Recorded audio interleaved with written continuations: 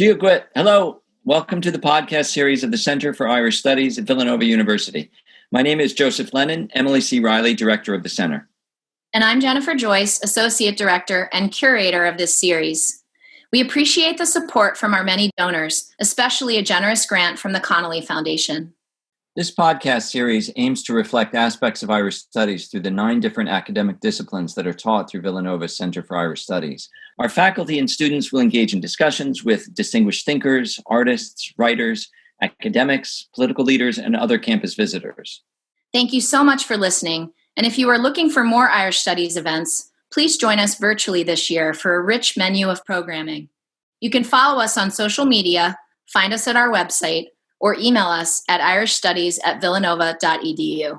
Hi, everyone. I am here today with Kimberly McClain DaCosta, who's a sociologist at NYU. I want to welcome you today, Kim, and I'm going to read a bit of your biography. But first, I just want to say hi. Hi. So Kimberly is a sociologist interested in racial inequality and particularly in contemporary productions of racial boundaries. Her book, Making Multiracials, State, Family, and Market in Redrawing of the Color Line, came out in 2007. And in it, she explores the cultural and social underpinnings of the movement to create multiracial collective identity in the United States. And this is right around the time when, this is pre-Obama, this is Tiger Woods moments. Right. Professor DaCosta is writing on how genealogy and interracial extended kin relationships speak to questions of interracial empathy, care, and politics. I was looking at your courses, and I found them really interesting, particularly the one on commercialization of intimate life. You also teach on race in different societies, on social mobility and consumerism. You have held several administrative posts, including the Associate Dean of Students and of Faculty and Academic Affairs at NYU's Gallatin School, and has been involved in NYU's prison education system since its inception in 2013. You are a native of Boston, and where I went to graduate school and from Rhode Island originally. You received a BA in sociology and from Harvard, and an MA and a Ph.D. in sociology from the University of California, Berkeley. You also serve on the board of the African American Irish Diaspora Network, which is a relatively new organization, and is the organizer of the conference this November, starting very soon, at NYU Glucksman's Ireland House. And the name of the conference is Where Do We Go From Here? Revisiting Black-Irish Relations and Responding to a Transnational Moment. So I thought I would start out just with a big question. What are the goals of the African American Irish Diaspora Network? Why did the organization get formed? Okay, so I just was brought onto the board this month. Oh, great. But the launching of the network came in late February of 2020, just as the pandemic was about to shut down everything. And, I was at that launch and to learn more about it. And so the goals of the network are really to engage in a conversation to bring many people from various walks of life into thinking about what has been a long history of Irish American and African American connection, but also to broaden that and think about what that looks like transnationally as diasporic peoples in the sort of transatlantic flow over centuries. We have the Irish and Blacks have much in common, but also have been in relationships of conflict as well. And that has shaped what it means to be Irish and Black in different ways, in different places, in different times. Right. And so it's about kind of exploring that and what it can offer for thinking about how we think about racial identity, politics, and possibilities today. I'm fascinated by it. Irish studies scholars often point to a couple of 19th century moments. Frederick Douglass's visit to Ireland, the draft riots in New York City, in which Irish Americans newly arrived from Ireland were being drafted into the Union Army and rioted and actually lynched African Americans in the streets of New York, as two moments of sort of anti-racism and racism. Are there other moments that you're thinking people are now starting to point to or expand that conversation? Yeah, I mean, there's a rather rich and deep literature on this in all sort of facets of life. There's, the historical moments you just referenced, but there's also, considerable work on how those, the cultural contact between both groups and the cultural influence on art forms that are associated with one group or the other, tap dance, for example. Yeah. Or the history of minstrelsy. Mm-hmm. But also like really interesting work on, literature. So how, I'm thinking off the top of my head, really interesting piece by scholar Sinead Moynihan on Matt Johnson's work. So Matt Johnson is a African-American writer of Irish descent who has written some great novels, one of which is called Loving. And she reads that as not so much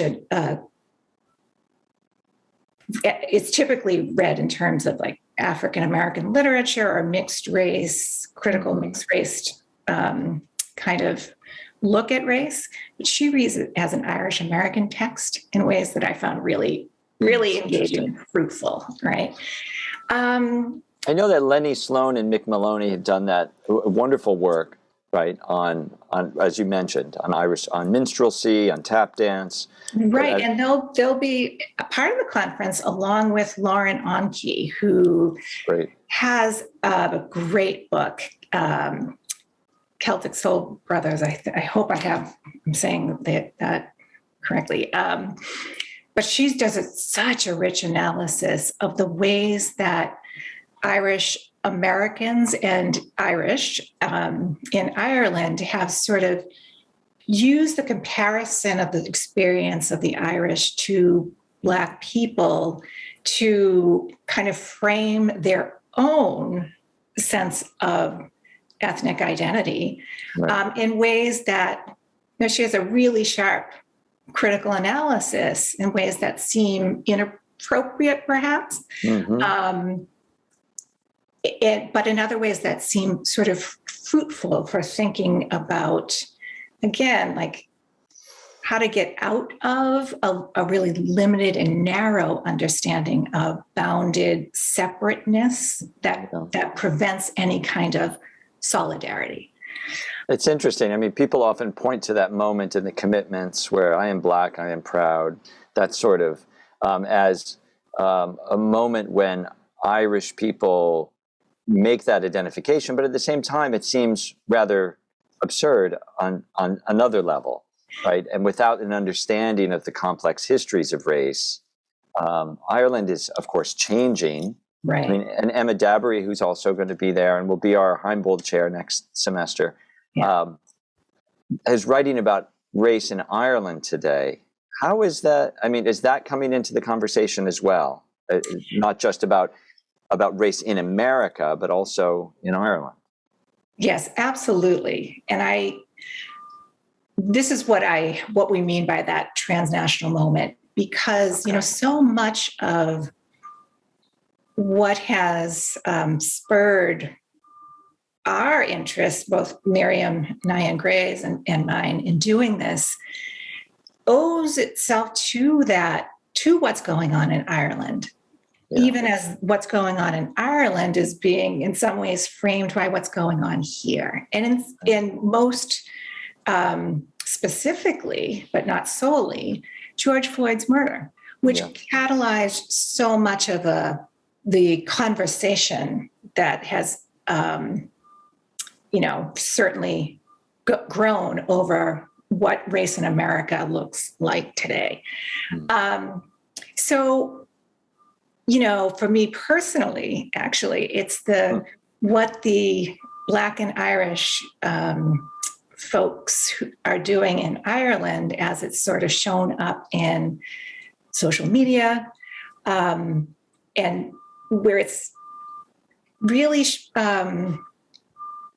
highlighted some of the similarities between Ireland and America. Between Ireland and the US for people of African descent.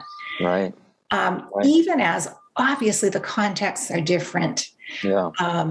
But what is it about the two experiences that actually looks the same, that we might try to understand so as to not make what I regard as the mistakes that Americans have when it comes to, hammering out what it means to live in a multicultural society. Right. So Ireland is now going through the maybe growing pains of beginning to become I shouldn't say beginning, but it's been there for years, but it's now reaching a point where everyone is recognizing that Ireland is multicultural, that it's hard to avoid thinking about that today in Ireland. Right. And it's sort of, to speak to your earlier point about the commitments, it kind of puts that, I am Black, I am proud in sharp relief, because part of the conflicts that have shown themselves around racial difference, in particular the inflow of African migrants to Ireland, is just how associated with whiteness Irishness is, right? To the extent that it seems odd, a Black person with a brogue, or even living in Ireland, right? Yeah. So these demographic social changes prompt a revisiting of the kinds of comparisons that have been made historically not too long ago between the Irish and Blacks. How whiteness has become more and more associated with Irishness just in the recent years, where we see tricolors supporting anti-Black Lives Matter movements and protests. It's a very, for me as an Irish American with a different history than that, it's surprising, but and it's been a shock I think to many Irish Americans to see how much racism is in Irish America, and I think to Irish people too. They're very surprised to see, oh my gosh, we have these racist systems set up in Ireland around how immigrants are treated, around our just also, I would say, even in the arts and culture policy realm, people are just beginning to think about what kinds of grants should be supported, those sorts of ideas. Right. So this is the moment then, I was going to ask, about the transnational moment, just to circle back to that, where it's both sides of the Atlantic looking at race relations within the Irish American community. Is it different that in Ireland it's the state? There's a state, whereas in Irish America we are already in a multicultural society. I guess what I'm asking about is really ethno-nationalism. Right. So much of Irishness, historically, is associated with ethnicity. Right. And I don't know. Well, right. So let me ask you this also. How did you personally get interested in this area? Is this something that's come out of your own life experience and your identity informs this? Is this also being a graduate student in sociology or yes to all?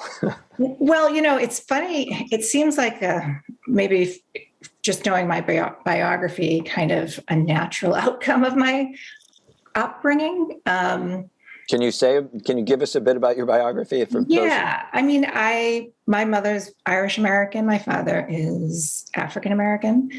I grew up in 70s, 80s Boston area. heavily Irish context. And, my 5 siblings and I always described ourselves as Black people, but we're Black and Irish. Mm-hmm. And yet it's kind of shocking to me actually to realize that up until the last 2 years, I didn't focus on that explicitly. Blackness and Irishness as such. I really didn't. And that itself is a manifestation of the whiteness of Irishness in the United States.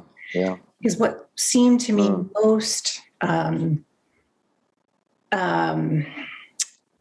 definitive of how I experienced being a mixed race Black person in the United States at that time was that I wasn't white.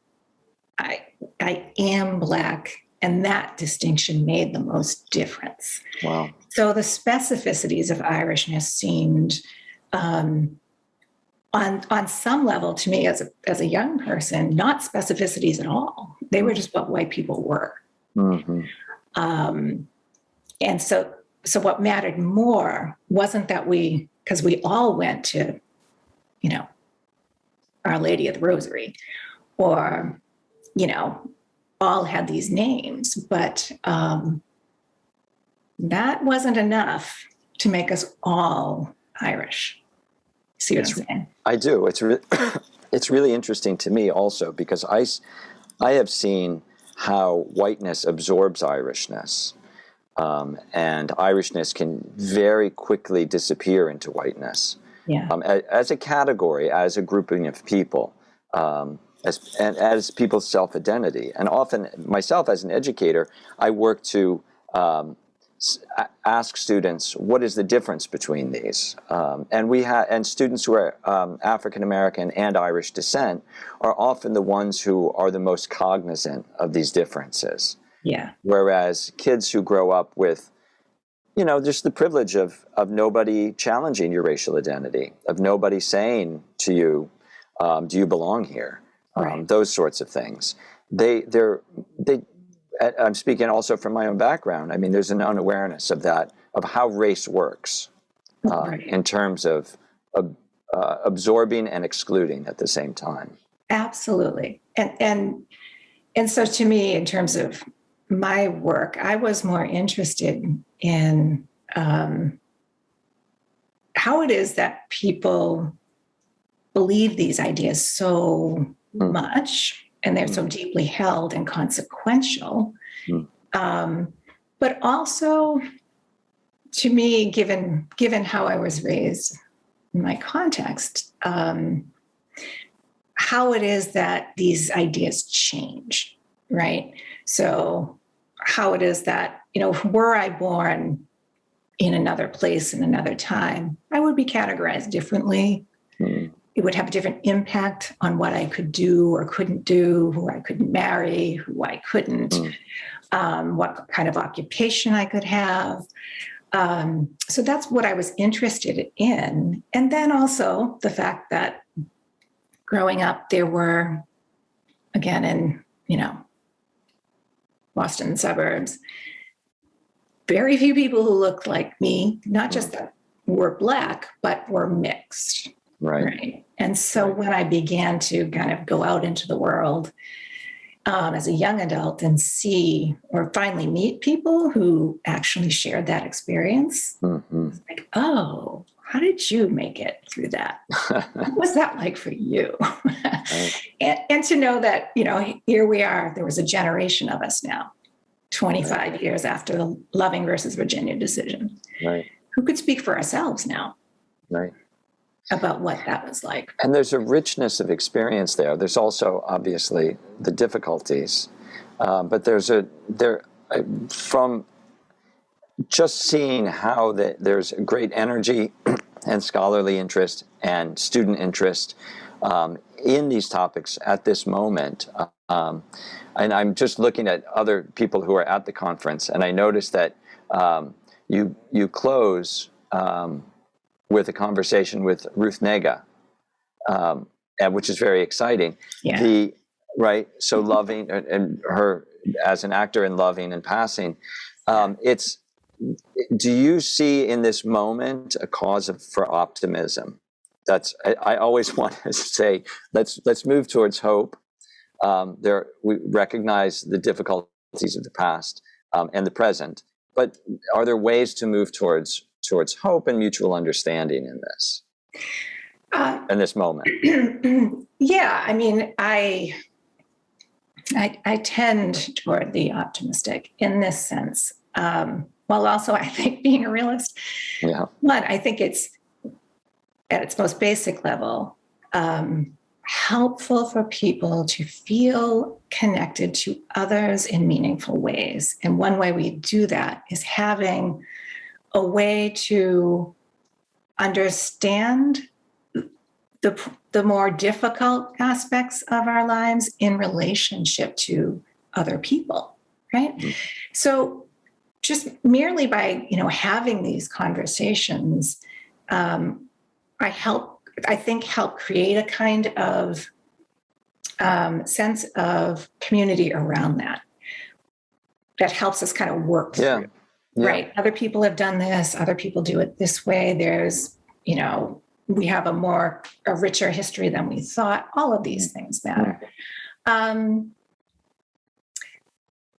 But I also think, there are other intractable problems about how racial difference and discrimination and domination manifest themselves that,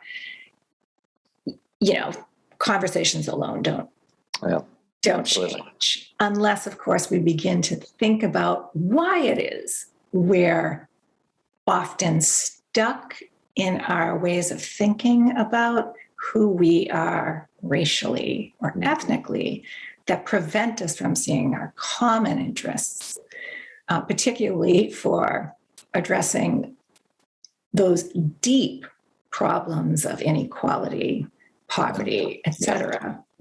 That really form the ground from which these bounded identities emerge. Right? I was having a conversation yesterday with a colleague, Dr. Krista Lucky, about schooling and national funding for schools, and how Europeans, Irish people, often come to the United States and are flabbergasted, shocked that a school district in West Philly could receive, such fewer funds than a school district 5 miles away in the suburbs, solely based on property values, that there's no national equity. And these are often on racial lines. This kind of structure, I think, is often missed when people discuss, racial issues or racial inequalities. We tend to focus on interpersonal moments more than structural. Right. Interpersonal moments or so-called cultural differences that produce the differences in outcomes in education, for example, as opposed to how about the logic of capitalism? And that seems to make it okay that property values would be the determinant of the resources given to students, children. Yeah, it's shocking. It's really shocking, and yet, as you say, it's like right in front of our faces, but we often don't recognize it because we frame those problems in the language of race, or we see them through that lens, right?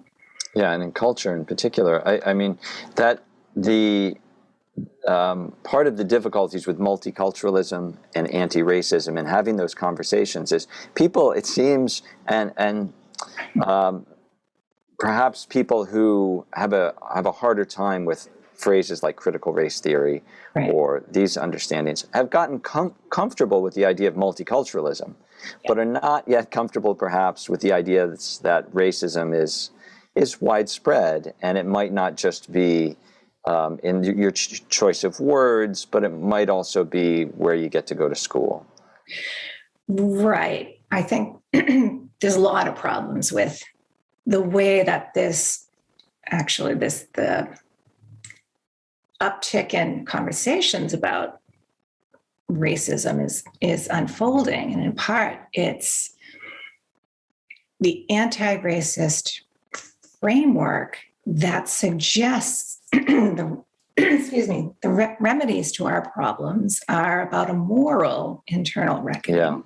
Yeah. As opposed to, well, actually, we need policy change. We need to make it so that it's not so acceptable to have so many people with so little in our society. Yeah. And actually, your personal beliefs, while, if they are indeed racist, that is, assigns value to people on the basis of their racial physical attributes, membership. Yeah. That's a problem, reprehensible, but it's actually not the site of or the source of many of the problems, again, of poverty and inequality that we need to address. Yeah. So, Kimberly, it's always so great to talk to you. I really appreciate your thoughtfulness, and also that you're a sociologist, and I'm a literary scholar. I always enjoy talking to social scientists. They have a different and more rigorous approach in some ways to understanding social problems. Well, I appreciate that. And I also love talking to humanists and literary scholars in particular, because there's a kind of imaginative quality that I really like. That's great. Listen, the conference is running three Fridays, starting November 5th, and then help me with the dates, November 12th and November 19th. And it's free. Am I correct? It's free. You can go to our link on NYU's page, or maybe, I'm not sure how best to share it with your audience, and you can just register there, and you'll get a reminder for each Friday. And it's going to be really great. I'm very pleased with how it's come together. Yeah, it looks amazing. If you just Google African American Irish Diaspora Network, you'll find it. And we're sending out an announcement, a reminder announcement about it. And you're recording this? We are recording it. Yeah. And so people, if they miss a certain section or if they register, they're able to see it? Yes. Great. And it will be, I believe it's on YouTube. Wonderful. It will be at some point. That's fantastic. Anyway, thank you so much for all your work with this. Oh, you're so welcome. Thank you for highlighting it. It's been great to see you and talk to you again. Yeah, and we'll have you in person next semester in conversation with Emma Dabbery, talking, which will be great. Yeah. So. I can't wait.